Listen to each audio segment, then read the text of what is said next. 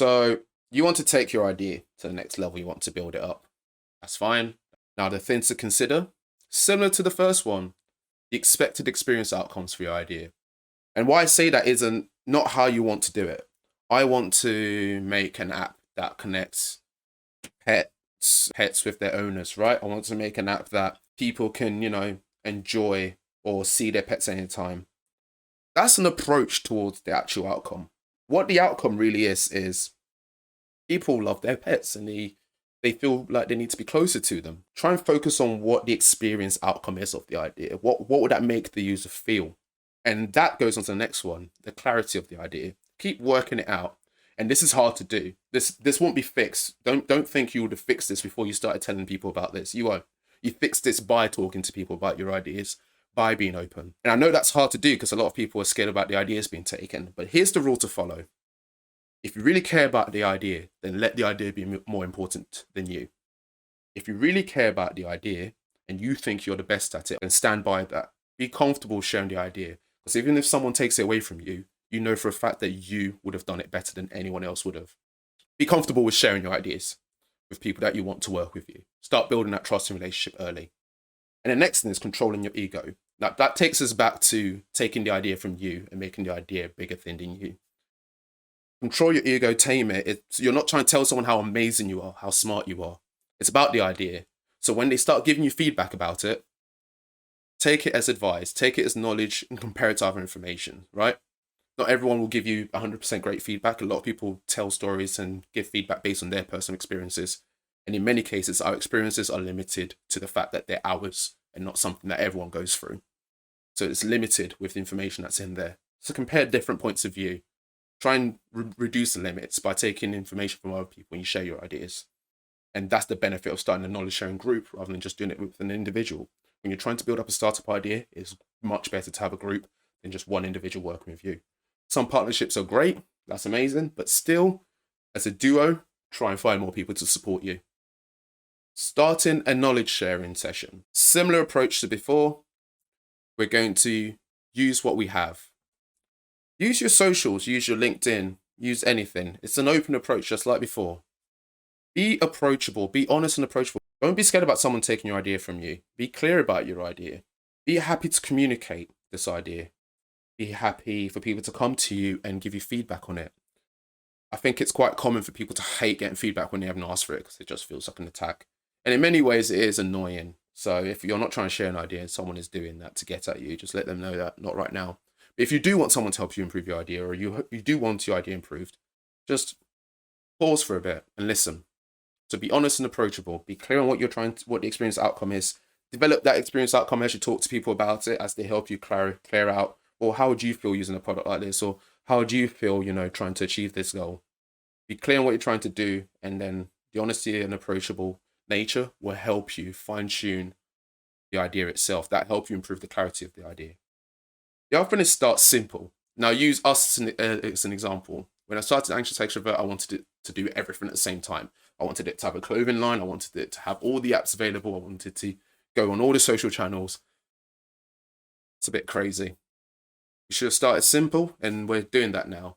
We're starting with building our audience through Evolve, the knowledge sharing platform we just created. We're starting with reaching out to friends and family. We're starting with knowledge sharing outside our group to get feedback from people. So start simple. Start with the easy things, the things that you can do now within your means, and work your way from there. Don't just tell them the grand plan. Tell them the experience outcome. That's starting simple, and then they can help you build out the grand plan over time. Characteristics to look out for when you're starting a group. Now, this is different to when you're starting a team. When you're looking for individuals, still look at all those stages I talked about when you're trying to find an individual to help you improve your skills, or someone, group, or whatever it is to help you improve your skills. Thinking about the temperaments, the availability, all that stuff, that's important. But when you're trying to look at a group setting, diversity is important. I'll go into more details about it later. But the benefits of having a diverse group is that our experiences are limited by the fact that they're our experiences and not everyone's.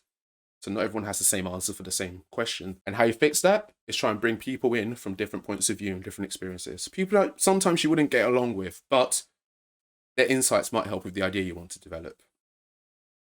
So that's why diversity is important. Don't look for carbon copies of yourself. I wouldn't go and look for every person that is Ghanaian, person that, is a hyper-focused individual who gets a lot of work done, but I look for people who are more chilled, sometimes people who are opposite to me. But I'd also look for people who have the skills that can be a part of that group. And that's where we go down to capabilities and skill sets. Looking for individuals that can actually help you because they have the skill sets to help you. You can still open up to people about your ideas. If right away they don't have the skill sets you need, that's fine. Ask them if they know someone who does. Chances are they do, right? By spreading the word, eventually someone will come back to you. You'd create an inbound marketing effect. You spread the word, someone sees it, someone hears about it, they reach out to you. In many ways, that's how I've got to know people. It's by just being open about what I want to achieve, and then someone going, hey, I know someone that can help you. Reach out to them on LinkedIn, or I'll get them to reach out to you. That's the kind of approach. So capabilities and skill sets isn't limited to the first person you talk to. Next one is temperaments. Same as before, focus on how easy are they to work with, and not just with you, but within a group. You're going to have diversity within your groups. There's going to be people that won't get along. It's just the way it is. That's something that will limit your decision around making groups, because you don't want someone that's so disruptive that everyone hates. So you do need to watch out for that. Temperaments in a group setting, you've got to have a cut-off point. And then the one at the bottom, work styles. And I'll definitely be going into that into more details, because you will experience work styles in every situation. You're in every group setting, not just when you're trying to start a business idea. You experience the two main types, which are the lone wolves and team players. You're trying to start a business idea. How do I convince people to help me? Now, I managed to convince Ollie and Sarah to help me for free. I did that through shared values, core values that we care about. And we care a lot about well-being and mental health. That's why we started Anxious Extrovert, the brand that creates the tools and services that connects people, services and experiences to improve their mental well-being. That's why we've created Evolve, the space where we can help people actualize their goals. That's why we're part of this big journey together as a trio in terms of getting things done and reaching the end goal of helping as many people as possible. And why that's a core value is because it's something that all three of us have had a heavy experience with. In many ways, I'm glad I had mine because it's led me to here. Maybe one day I'll tell the story around that. I'm not sure. Maybe one day. The next one is shares. Okay. The promise of money in the future. And that's also something I've implemented. I've promised these guys that one day we're going to unlock these shares. One day we're going to buy an island and Ollie will have his farm and all these things. We'll achieve those goals. And don't just say it for the sake of attracting people. Say it because you have an idea of how you're going to do it. Say it because you spoke to them about how you want to do it and they're comfortable with it. Get an agreement on these incentives. Don't just say it and assume that, oh, yeah, they nodded, so it's fine. Ask for their feedback on it. Ask for some kind of tacit compliance of, okay, this is worth doing. Or exchanging services. This is usually when someone's already working on their idea and you can work on yours. So these are the things to consider. Incentives, core values, shares, exchanging services. Why I haven't spoken about money straight away, paying someone to be in your group, is because that's not a core group member. That's an employee. You can treat your employees like family, but the incentive is paying them. They don't have a shared core value within what you do. There's no long-term promise. There's nothing to keep them there for their longevity. So money isn't here in this situation because your group shouldn't be solely based on paying someone to help you build up an idea. That person will leave when the money's gone. You need people that care about the idea enough to give you honest, clear feedback because they care about it so deeply. They want the idea to succeed. Not they care about it so deeply, they want to make sure they get paid this week. So a closer look at lone wolf and team players. Now, I'm talking about the extremes of both ends, right? I'm talking about the real, reclusive people. They don't want to talk to anyone. On the other hand, the real extroverts, people that, outgoing, jumpy, excitable. You can't pin them down. Now, they have benefits as well as drawbacks. The benefit of the lone wolf. Self-reliant, they will get the work done on their own. But they're shut off from the group. That's a drawback. They don't really communicate. So it's great that they're doing the work, but they're not sharing with anyone. So where's that work going? We see that they get all the stars, all the gold stars and everything, but what on earth is going on there? How is the group going to grow and develop? How are we going to share our experiences if you're not talking to us? On the other hand, our team player, excitable, great in group situations, makes everyone happy. But they don't really get much done on their own. You come back to a meeting and they're amazing, great energy. But it's also, what did you do whilst we were away? Did you achieve the goals? No, you didn't because you need someone. What do you do? What do you do in these situations? Well, it's quite simple for both of them. It's encouraging collaboration. If you've got two that are existing within your group, make them collaborate. In one way or another, you need to slowly coax them into sharing experiences with each other. You set a responsibility that they both share, and then you have to work with them. It's hard work. So you've got to consider this. Is it worth doing?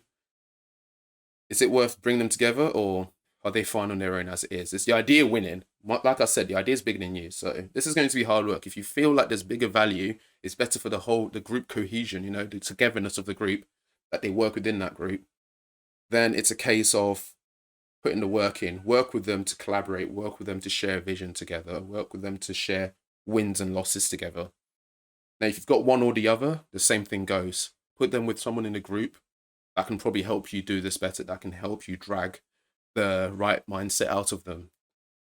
So you want that lone wolf to have group think, right? You want that lone wolf to have great energy when they come into your sessions, as well as you want the team player to be more independent, self-reliant, to get things done.